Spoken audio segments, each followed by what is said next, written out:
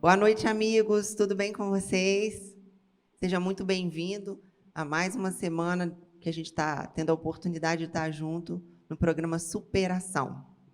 E hoje, eu creio que vai ser muito especial. Quero dizer que é uma alegria estar com vocês. E hoje eu trouxe reforço para falar de um tema tão importante que a gente chamou de Na Luta, para a gente conversar um pouco à luz da Bíblia, outros cenários bíblicos que o povo de Deus enfrentou, momentos de luta, de crise em várias áreas, parecido com o que a gente está vivendo hoje, como eles se superaram e como eles saíram vitoriosos e como Deus agiu com eles, para que possa nos inspirar na certeza de que esse mesmo Deus é hoje conosco.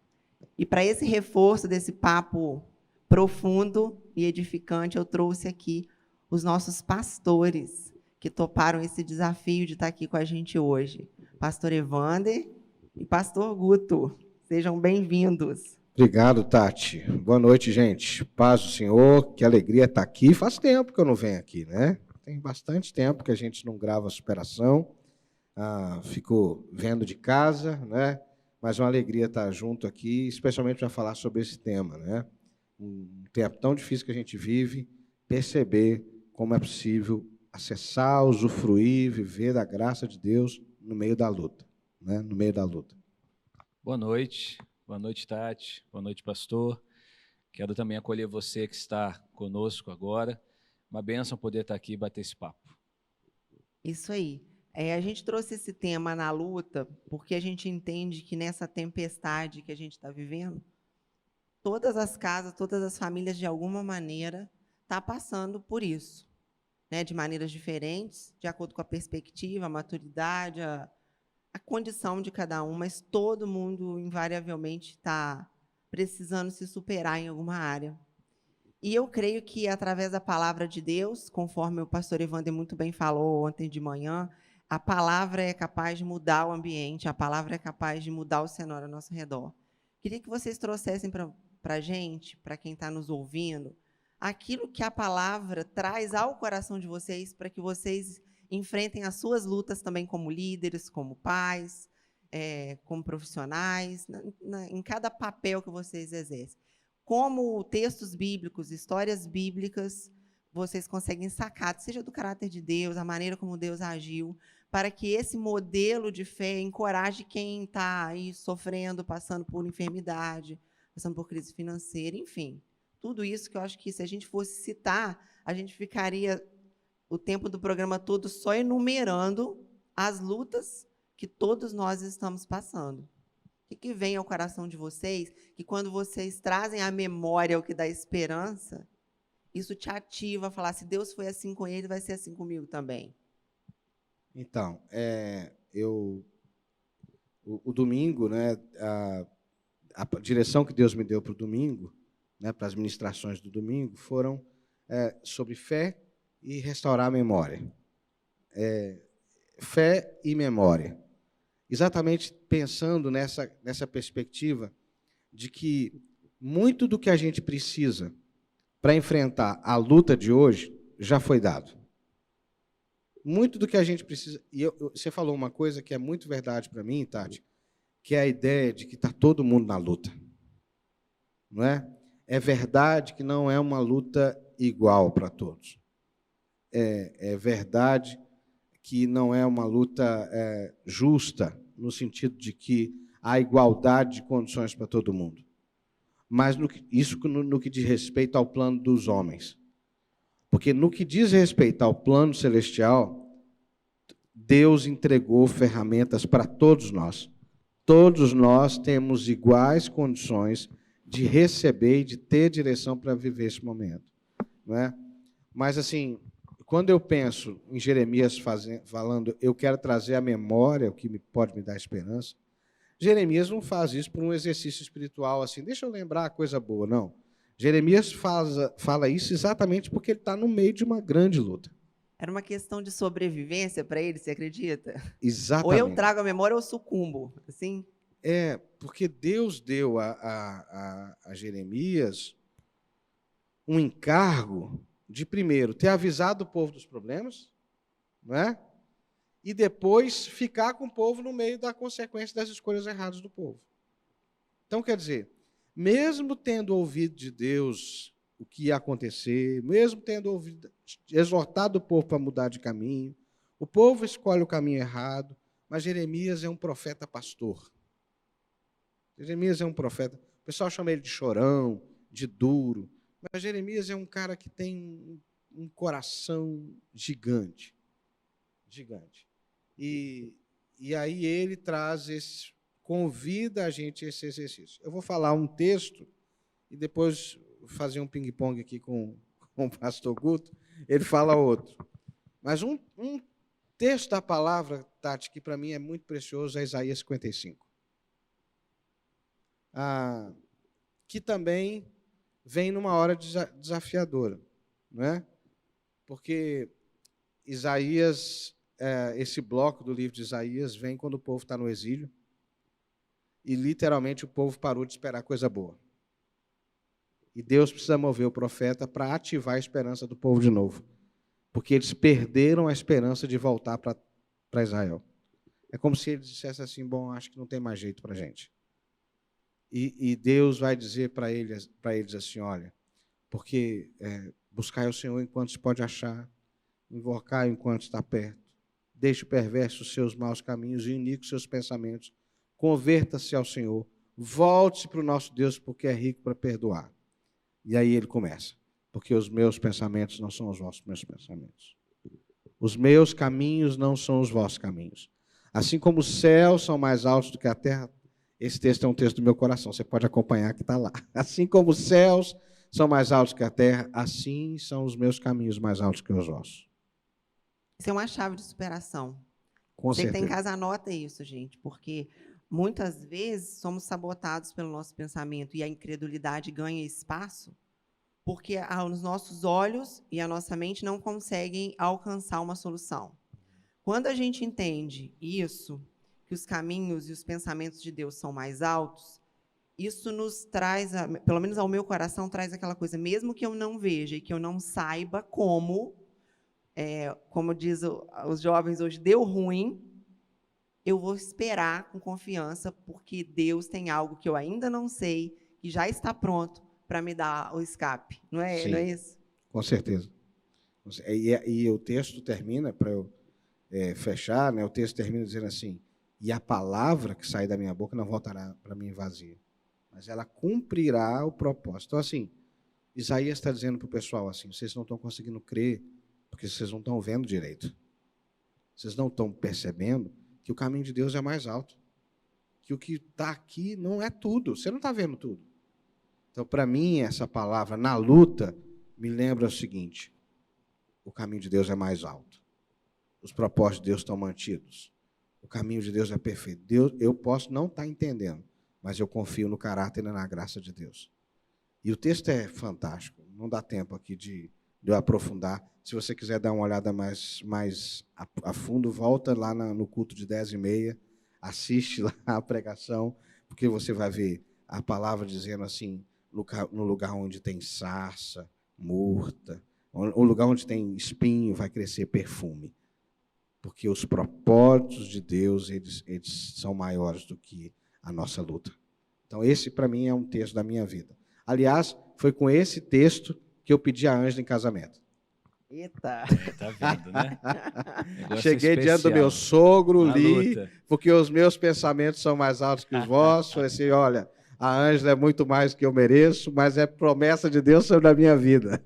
Coisa boa, coisa boa. E pastor Guto está pronto para falar na luta, porque acabou de passar por uma, né? É verdade, né? Verdade. Me recuperando, já recuperado, né? Do Covid. E foi uma luta. Foi uma luta.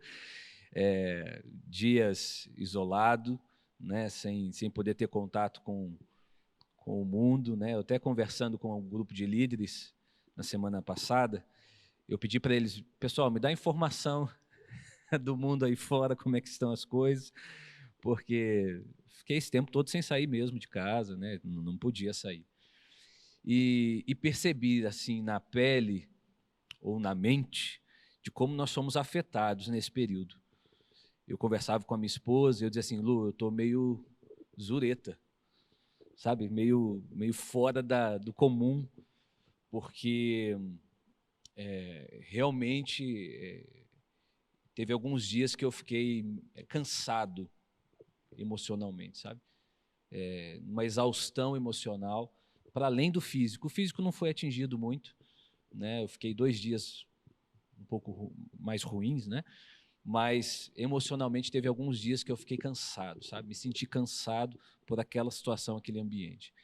E aí veio a palavra de Deus e sempre nos renovando nesse tempo. Quando você conta para a gente essa coisa do exausto, eu acho muito comum isso, em momentos de luta, a gente falar, olha, estou cansado. E eu acho que é muito relevante a gente pegar esse gancho da sua fala, para ver um líder, um homem de fé, um homem de Deus, falando de um momento que estava cansado. E mostrar que isso não significa falta de fé, mas o Senhor conhece a nossa limitação, a nossa capacidade, e eu já vivi alguns períodos assim, e eu me lembro do Senhor repetidas vezes me dar aquele texto que vai dizer, parem de lutar. Em outras versões está, aquietai-vos e sabei que eu sou Deus. Salmo 46, né? Foi tão interessante nesses períodos assim de cansaço, que Deus me dava até em versões diferentes, às vezes no aplicativo, às vezes na palavra em outras versões, e eu achando que era algo novo. Quando eu voltava para a minha Bíblia, eu via que era o mesmo texto, aquietai-vos e sabei que eu sou Deus. Porque, de repente, às vezes até se achando muito espiritual, a gente acha que tem... E aí se exaure não descansando nele, né? Então, queria deixar essa lembrança que Deus trouxe ao meu coração. Que, de repente, você, que é uma pessoa de fé, uma pessoa que tem amizade com Deus, nesse momento que, de repente, possa estar se sentindo exausto, cansado, aquieta. Só declara assim, Senhor, eu creio que o Senhor está no controle, eu sei que o Senhor me ama, e descansa, né? Amém. Foi exatamente o que eu fiz. Eu não podia mudar aquela situação naquele momento, tinha que esperar, tinha que dar o tempo necessário, e aí eu descansei mesmo, descansei a minha alma, fiquei tranquilo, e as coisas começaram, obviamente, a mudar dentro de mim, né? Comecei a ficar de uma forma bem mais tranquilo em Deus mesmo, entendendo que eu tinha que viver aquele momento. Desfrutou da posição de filho? Deitou no colo do pai? Mais ou menos isso. Tem momentos que a luta, ela é travada descansando, Sim. aquietando, né?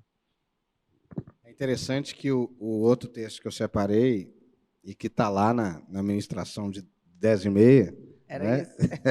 É Jeremias 20. Jeremias 20. Que é um outro texto, assim, sem ser herege aqui, né? Mas todo crente tem sua Bíblia preferida, não tem? Tem. Sei. Jeremias 20 faz parte da minha Bíblia preferida. Não porque eu gosto de ver o sofrimento do profeta, mas por isso que você falou da fala do pastor Guto, pela honestidade do profeta. Eu vou ler um texto aqui, Jeremias 27, versículo 7. Ele diz assim, tu me persuadiste, Senhor, e eu fui persuadido. Foste mais forte do que eu e prevaleceste. Eu sou motivo de riso o dia inteiro. Todos zombam de mim, porque o profeta estava dando uma palavra que ninguém acreditava. Entende? Ele estava falando no vazio, apesar de estar falando o que Deus estava dizendo para ele. Porque sempre que falo, eu tenho que gritar e clamar. Violência e destruição por causa da palavra do Senhor. Sou objeto de deboche e de zombaria o tempo todo. Quando pensei, não me lembrarei dele e não falarei mais em seu nome, então isso se tornou em meu coração como um fogo, encerrado em meus ossos. Eu estou cansado de sofrer e não posso mais, porque ouvi a murmuração de muitos, há terror por todos os lados. Denuncie e nós denunciaremos. Todos os meus amigos íntimos esperam que eu tropece. Olha que loucura. E dizem, talvez ele se deixe persuadir. Então nós o venceremos e dele nos vingaremos. Versículo 11 ele vai dizer, mas o Senhor está comigo, como um poderoso guerreiro. Por isso os meus perseguidores tropeçarão e não vencerão. Ficarão muito envergonhados por causa do seu fracasso. Sofrerão afronta perpétua, que jamais será esquecida. O Senhor dos Exércitos, que provas o justo e vês o mais íntimo do meu coração. E aí ele vai pedir que veja a vingança do Senhor sobre os inimigos. E se você continuar lendo, Tati, Jeremias chega ao versículo 14, ele chega a amaldiçoar o dia do nascimento dele. Tão profunda é a angústia que ele está sentindo.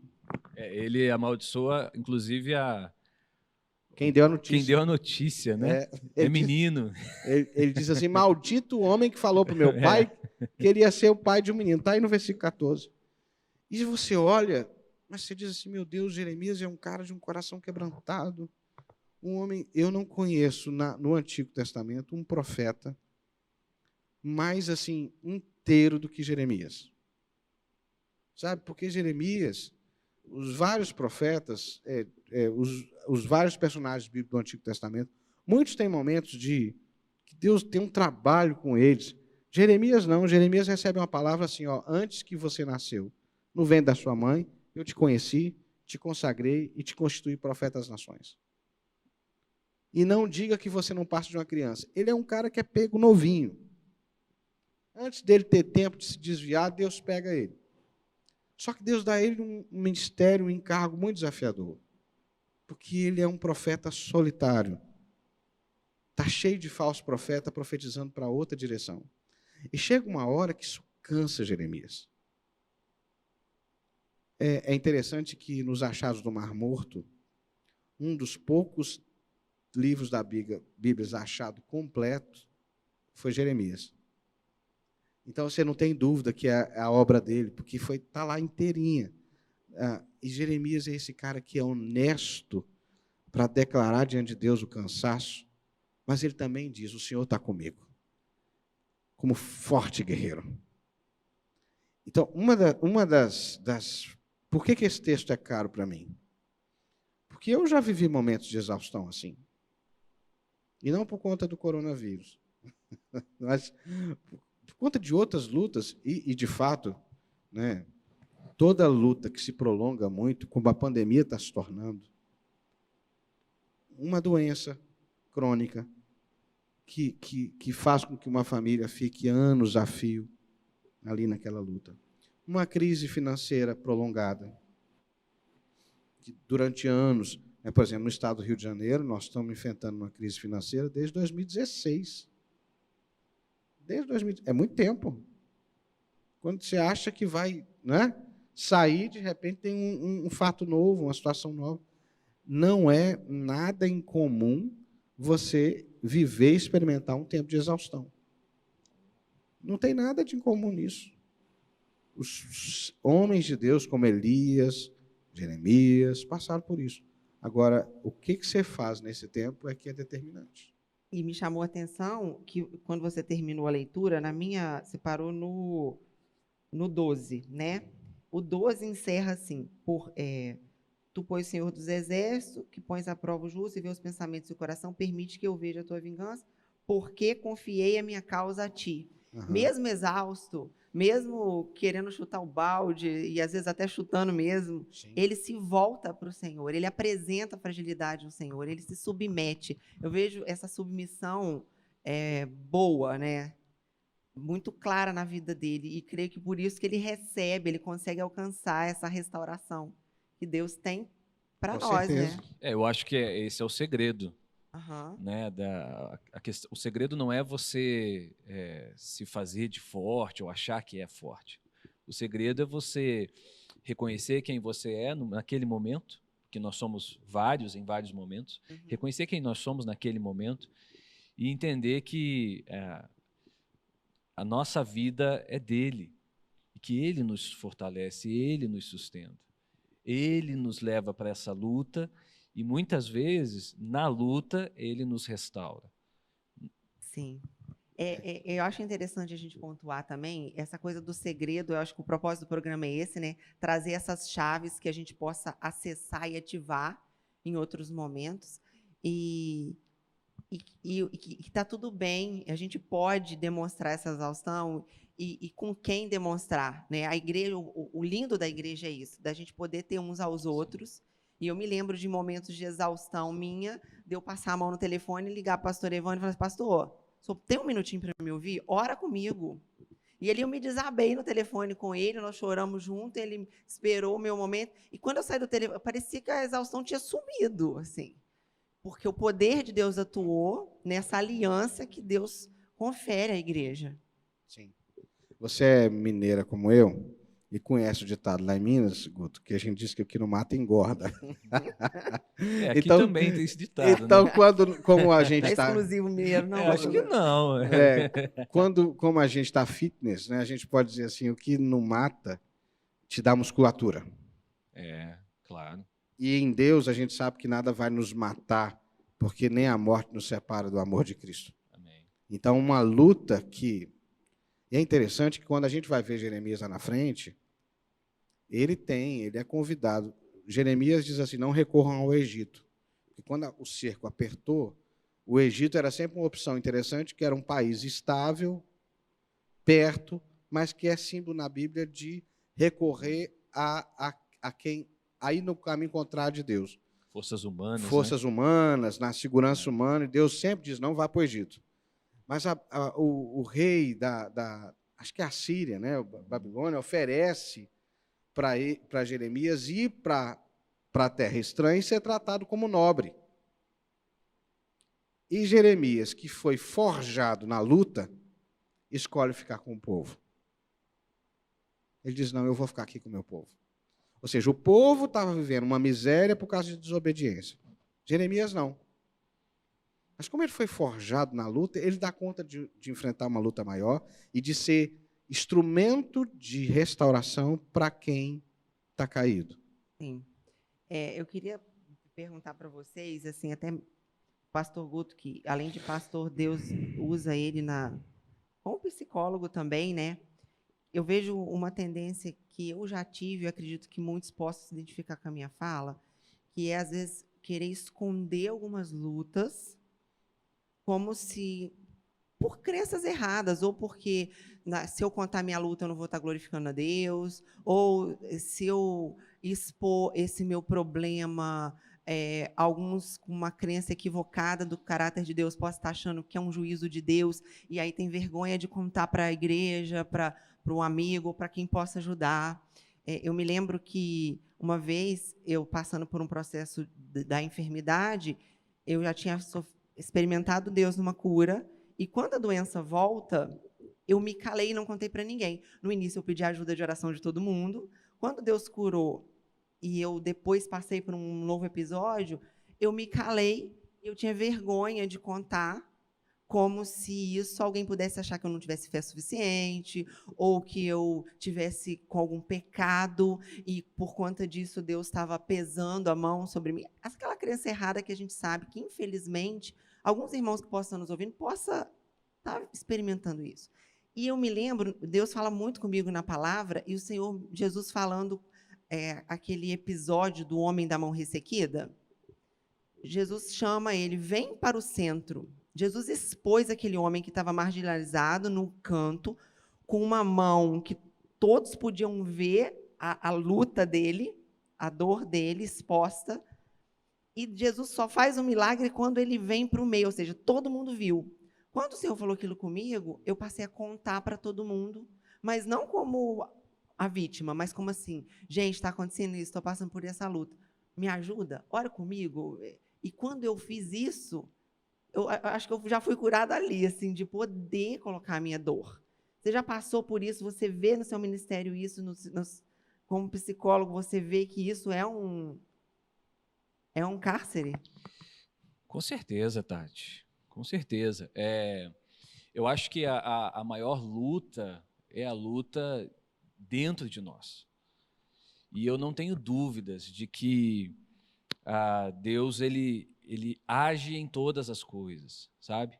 E eu não tenho dúvidas disso. Ele tem os propósitos dele, ele tem as direções dele, e muitas vezes nós assumimos certos estereótipos na própria vida da igreja, de que nós não não podemos passar por situações assim, de que situações assim elas se revelam que nós não temos fé o suficiente ou não temos orado o suficiente, enfim, né? Mas é muito interessante esse texto desse homem, porque Jesus não só o convida a ir para o meio, mas Jesus o convida a estender a mão. Certamente ele tinha a mão escondida. O homem era o sustentador da casa. Um homem com uma mão mirrada, certamente ele influenciava até no seu trabalho. Naquela época, a doença era considerada fruto de castigo, de maldição de Deus. Puro, né? Um impuro. Então, Jesus o convida a estender a mão, ou seja, vocês estão vendo ele, é através dele que sairá uma cura, que sairá algo novo, enfim. Então, eu acho que isso é muito evidente, Tati. Eu acho que esse é um pensamento que habita muitas vezes, mas que nós precisamos superá-lo e vencê-lo. Assumir as nossas dores, assumir as nossas limitações é o primeiro passo de uma vida saudável, de uma vida cristã saudável. Não é negar, é assumir. Eu só consigo lutar com aquilo que eu reconheço. Eu só consigo lutar com aquilo que eu dou nome. Eu só consigo enfrentar aquilo que eu sei que é meu inimigo naquele momento. Eu não posso negá-lo, ou negar é fugir, na verdade. Eu tenho que assumir primeiro. A partir que eu assumo, eu reconheço quem eu sou, então eu estou pronto para lutar. É uma das condições antropológicas do ser humano, segundo a palavra, é dar nome. A primeira tarefa na Bíblia para o homem e para a mulher foi dar nome. Deus chamou ele, vem cá. E a Bíblia diz que Deus deu nome à criação. Deus criou, mas o ser humano vai lá e dá nome. Quando a gente não consegue dar nome às coisas que nós estamos enfrentando, essa luta fica muito maior. Entendeu? Então, quando eu consigo dar nome, vocês falaram do homem da mão ressequida, eu me lembrei da mulher do fluxo de sangue. Também. Porque ele, ainda que pudesse estar escondido, mas era uma situação física e externa. Ela tem uma hemorragia uterina. E, naquele contexto, ficar isolada, cercado, né, de tabus, de uma mulher no meio de uma multidão que vem escondidinha e toca no manto de Jesus, tem uma fé extraordinária, e Jesus para tudo e diz assim, quem me tocou? E depois o texto vai dizer que ela contou toda a sua história. Diante da multidão, a coragem de assumir que precisa de Jesus e a proatividade de ir ao encontro de Jesus, tocar no manto dele, quer dizer, ela já estava curada, mas por que Jesus precisou que ela contasse a história? Aproveitando a sua pergunta. Porque ali ela foi curada emocionalmente. Aquela mulher viveu uma vida inteira, ela fala que 12 anos ela estava gastando todo o seu recurso com o médico. Porque, diferente de hoje, Tati, naquela época os médicos eram tidos como corruptos. Porque não tinha uma evolução científica como nós temos hoje, e os caras vendiam cura sem ter, entendeu? E era pago, não tinha sistema único de saúde, era pago. Então, ela disse que ela gastou todos os recursos e ela não consegue, e ela abre o coração ali. E ali Jesus chama ela de quê no final? Filha. Filha, vá em paz.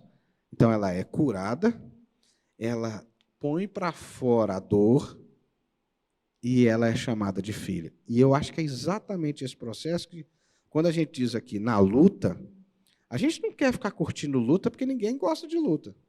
Quando eu era criança pequena lá em Teoflotone, adolescente achando que sabia do mundo, eu dizia que eu gostava de crise. Bobagem. Né? Porque era bonito dizer que a crise é uma oportunidade. É mesmo, mas dizer que você gosta de crise, eu não gosto de crise, não. Então, mas disse muito isso. Ninguém gosta de luta aqui. Eu creio que nem Deus gosta de luta. Deus não planejou isso para a gente. Né? Deus não mandou essa pandemia para a gente. Deus não queria que a vida na Terra fosse tão difícil. Deus não queria que fosse assim. E é por isso que a Bíblia diz que Deus já começou uma nova criação a partir de Jesus. Nós almejamos por um tempo onde não haverá choro, onde não haverá lágrima, mas enquanto nós estivermos aqui nessa terra, não adianta negar as lutas que nós temos. E assim, sabe, Tati, eu quero aproveitar a oportunidade, nosso tempo está aí já caminhando para a última parte, dizer que, se você está na luta, não fique sozinho. Não é? Não fique sozinho. Às vezes é uma luta financeira. A nossa igreja é uma igreja, graças a Deus, ampla. Então, assim, às vezes você fica constrangido de pedir uma ajuda. Se está faltando alguma coisa aí na tua casa, por favor, né? Deixa a gente saber para a gente te ajudar. Segunda coisa, nós somos uma igreja em células, temos muitas células, crescemos e nos multiplicamos em células, porque a gente entende que precisa dessa abertura. As minhas células essa semana foram fantásticas, porque eu comecei a célula perguntando, e aí, como é que você está? Em uma frase, diga como é que você está. E teve gente que não ficou só numa frase, né? Mas que abriu o coração, falou do estado da alma. Às vezes a gente faz isso entre a gente, né? Entre os pastores, a gente senta e gasta um tempo só falando do coração. Só abrindo e a gente ora, a gente entrega a Deus. Eu mesmo tenho a oportunidade de, às vezes, ser pastoreado pela minha equipe, pelos discípulos, porque ninguém é de ferro. Isso é o vir para o centro que Jesus convidou o homem, né? Sim, exatamente. Eu queria pegar um gancho, 2 tópicos que eu quero levantar antes da gente encerrar, que eu acho que fecha bem. Um é a necessidade de se buscar a Jesus. Por quê? Eu estou tentando assim, trazer assim, a quebra de crenças que nos dificulta, torna a luta mais pesada. Uma outra coisa que eu vejo é até mesmo batendo um papo com pessoas da cela ou com outras pessoas que ainda não têm esse relacionamento com Deus mais íntimo, de buscar o Senhor, de conhecê-lo. E, de repente, não é o seu caso, mas você tem alguém na sua cela, ou você que está nos ouvindo que não é membro aqui, não tem essa aliança, que a gente possa edificar aí nesse bate-papo. Porque as pessoas, Deus é soberano e Ele sabe de todas as coisas. Tem essa frase muito comum, né? Deus sabe de todas as coisas. E eu, particularmente, tenho uma dificuldade com essa frase, eu não digo ela. Porque Ele sabe mesmo, nada de novo nisso. Mas como se isso tirasse a nossa parte em buscá-lo. Poder da oração, poder de Deus ativado, trazendo o céu para a terra, como na oração do Pai Nosso, Jesus nos ensinou, nos recomendou, nos deu um modelo, ora sim. Então, e aí no meio da luta, a pessoa, Deus está vendo a minha luta e Ele vai me acudir, Ele vai... Mas como se assim a gente não precisasse buscá-lo, como muito bem o senhor falou da mulher que foi até a multidão do fluxo e tocou em Jesus. Ela poderia estar na casa dela, ele está passando, ele sabe que eu estou... Ela foi até ele, o homem da mão ressequida, obedeceu ao comando e foi para o centro. Então, essa iniciativa, como vocês veem e pode contribuir com isso, de ativar em nós essa crença de que mesmo ele sendo soberano, que ele sabe de todas as coisas, é o nosso papel, porque assim ele determinou que o busquemos na luta. Eu acho que um extremo é a negação da luta. O outro extremo é abraçar a luta para si como se aquilo fosse desejo de Deus para a sua vida. Não é? Eu acabei de dizer que Deus não planejou nada disso. Que Deus não tem prazer em nada disso. Entender que Deus é soberano é uma coisa muito distinta disso. Ele é soberano, inclusive, para mudar a realidade. Né? A gente ouviu a mensagem, Hebreus 11, vai dizer que a fé é a certeza das coisas que a gente não visualiza. Mas, assim, não vem do nada isso. Faz parte do senso comum de uma parte do povo de Deus, a ideia de que abraçar a luta parece espiritual, de uma espiritualidade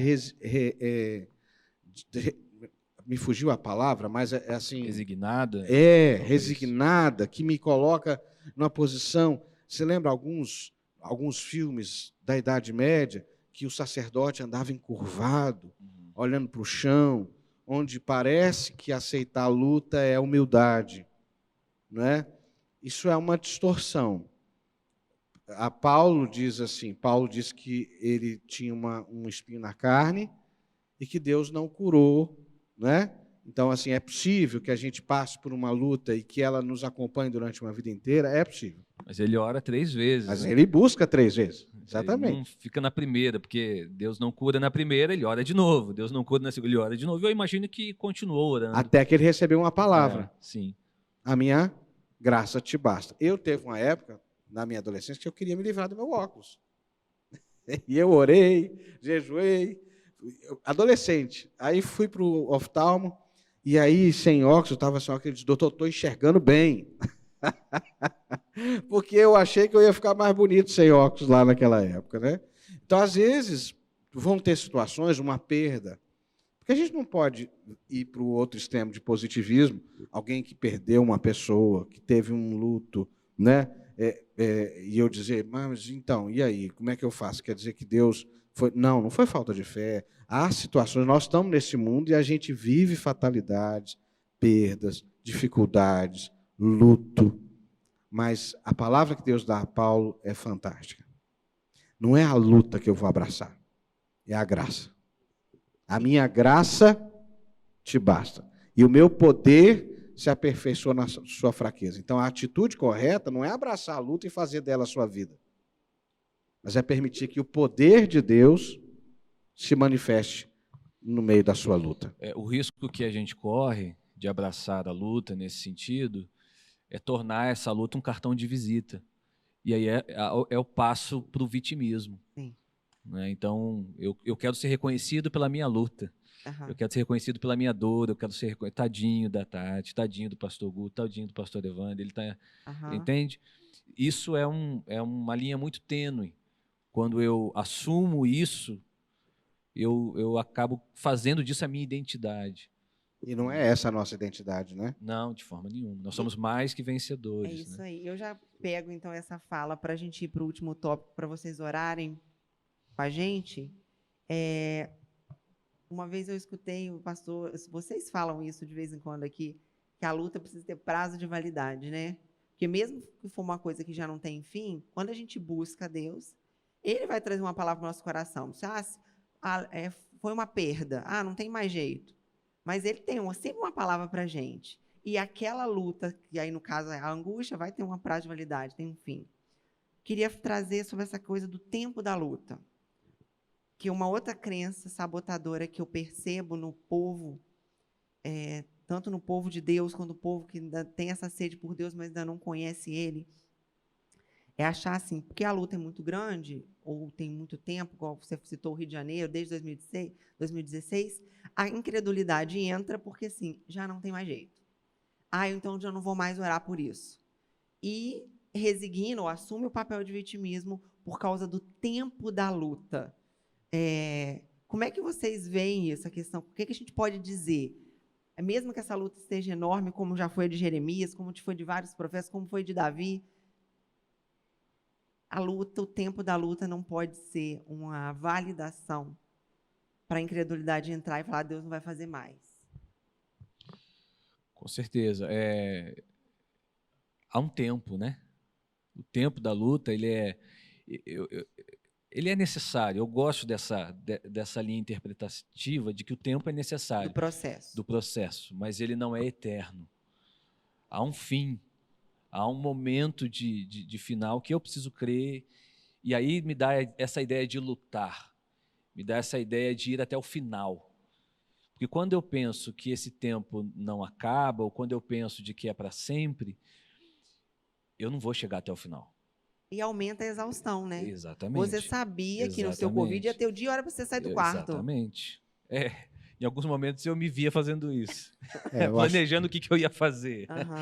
Mas é isso. Quando eu visualizo esse final, isso me dá perseverança, me dá ânimo. Então, é necessário entender que há um tempo de luta. Bom, trazendo para o processo terapêutico, para ser muito rápido, eu entendo que o processo terapêutico há um tempo. Eu não considero de que há uma terapia eterna, de que a pessoa tem que ficar ali o tempo todo em terapia. Não. Nós entendemos que esse processo terapêutico, ele é encerrado. E pode abrir novos processos, a pessoa pode voltar por outras situações, mas até mesmo essa luta, ela tem um tempo de terminar. Ela tem início, meio e fim.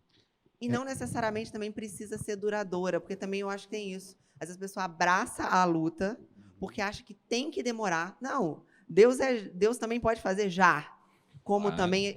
E por isso que eu vejo assim, essa necessidade da gente buscá-lo. E ele vai dizer se ele tem já ou se ele está com a gente no processo, né?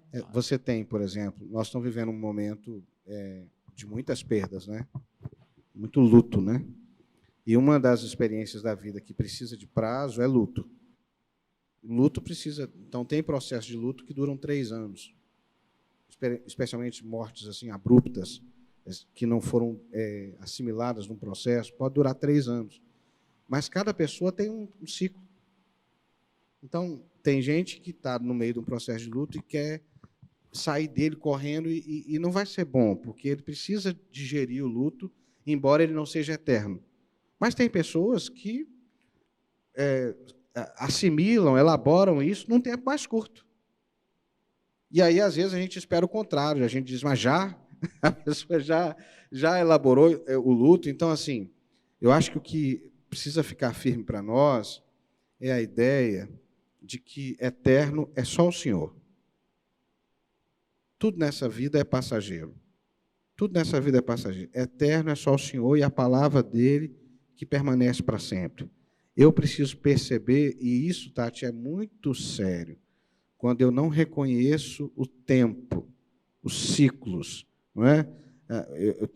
Quando você falava, eu lembrava de Davi, que quando soube que o filho dele ia morrer, fruto do adultério, ele colocou pano de saco, ele se colocou na posição de jejum, mas quando chegou a notícia que realmente não tinha mais o que fazer, ele levantou, tomou um banho e trocou as roupas dele. Então, vai chegar uma hora na vida que você vai precisar fazer como Davi, dizer assim, o tempo dessa luta encerrou, eu vou levantar, vou tomar um banho. Então, por exemplo, quando eu lidei com a notícia de que meu pai estava com Alzheimer, foi muito difícil. Foi muito difícil.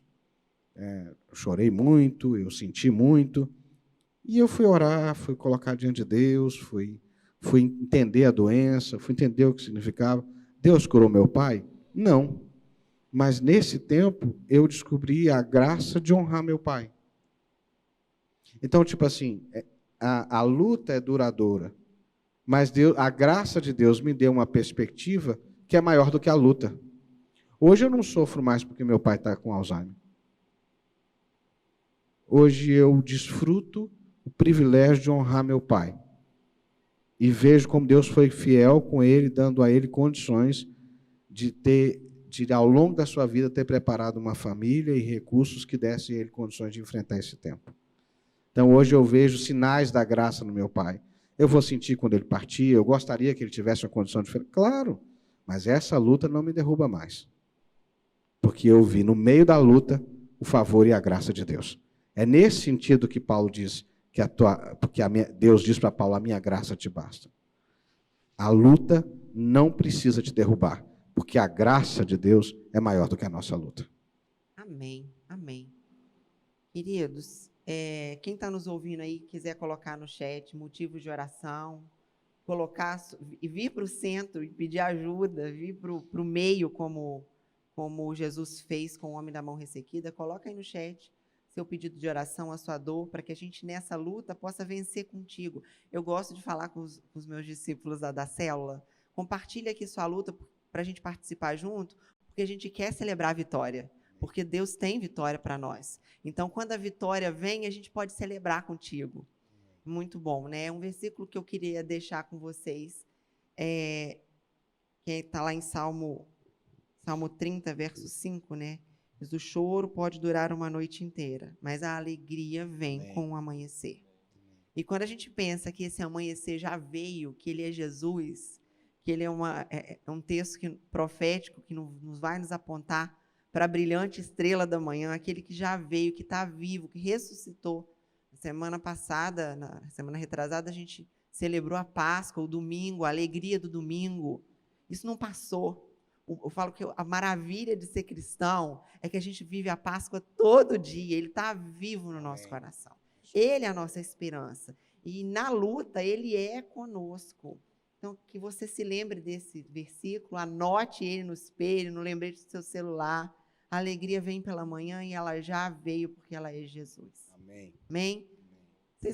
Gostaria que vocês, cada um de vocês ora, um ora, o outro profetiza, não sei como é que vocês querem. Pastor Guto pode orar por nós. Aí, ore por nós, Guto. para que esse brilho dessa manhã que Jesus tem para nós possa iluminar essa noite escura que estamos vivendo aí.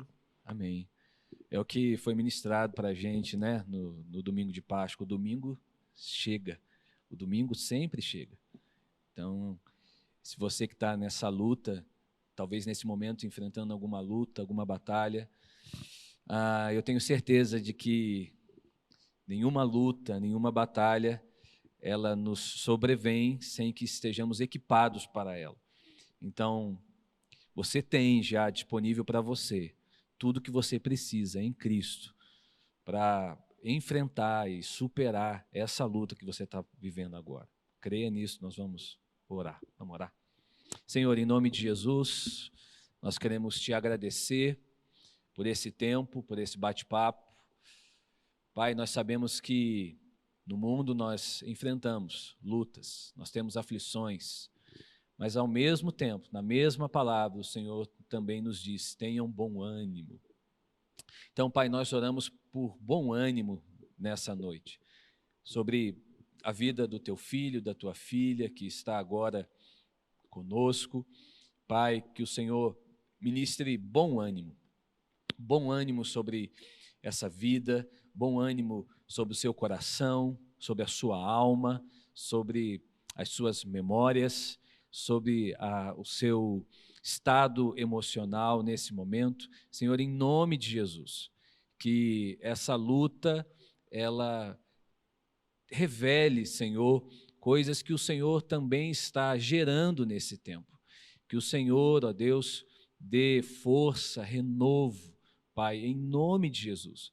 Nós oramos por milagres acontecendo, nós oramos por curas sendo liberadas, nós oramos por respostas dos céus, nós oramos, ó Deus, para que nessa luta, teu filho, a tua filha, encontre o Senhor, veja o Senhor, traga à sua memória aquilo que o Senhor já fez em outros momentos, sabendo que o mesmo padrão, o mesmo Deus que realizou no passado, continua realizando ainda nos dias de hoje.